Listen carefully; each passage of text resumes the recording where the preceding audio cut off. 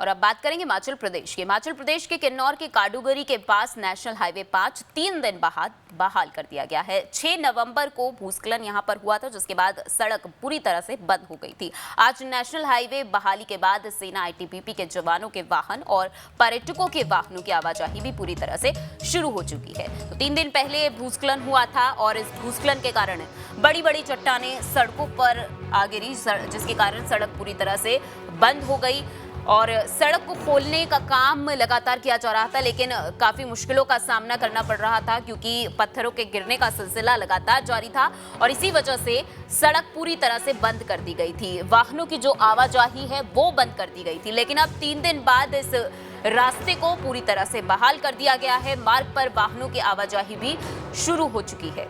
तो यहाँ से आईटीबीपी के वाहन अब गुजर रहे हैं, पर्यटक यहाँ से गुजर रहे हैं और किसी भी तरह की परेशानी जवानों को ना हो, पर्यटकों को ना हो, इसका प्रशासन द्वारा खास ख्याल रखा जा रहा है।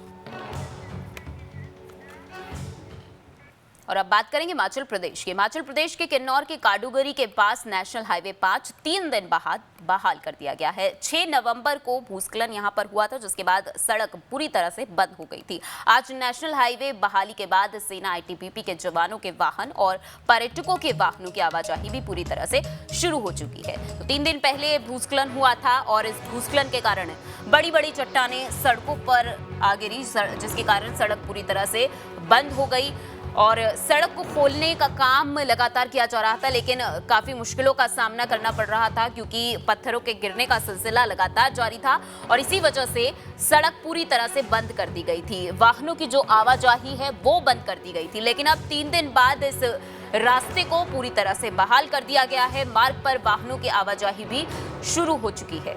तो यहाँ से आईटीबीपी के वाहन अब गुजर रहे हैं, पर्यटक यहाँ से गुजर रहे हैं और किसी भी तरह की परेशानी जवानों को ना हो, पर्यटकों को ना हो, इसका प्रशासन द्वारा खास ख्याल रखा जा रहा है।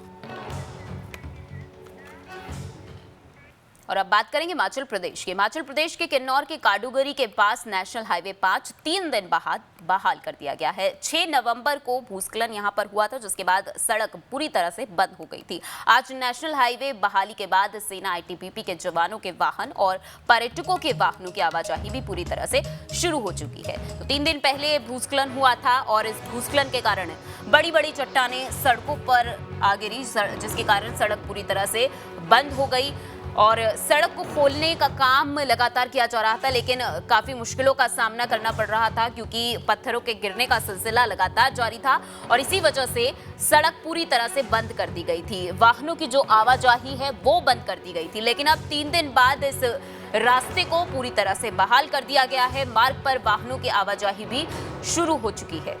तो यहाँ से आईटीबीपी के वाहन अब गुजर रहे हैं, पर्यटक यहाँ से गुजर रहे हैं और किसी भी तरह की परेशानी जवानों को ना हो, पर्यटकों को ना हो, इसका प्रशासन द्वारा खास ख्याल रखा जा रहा है।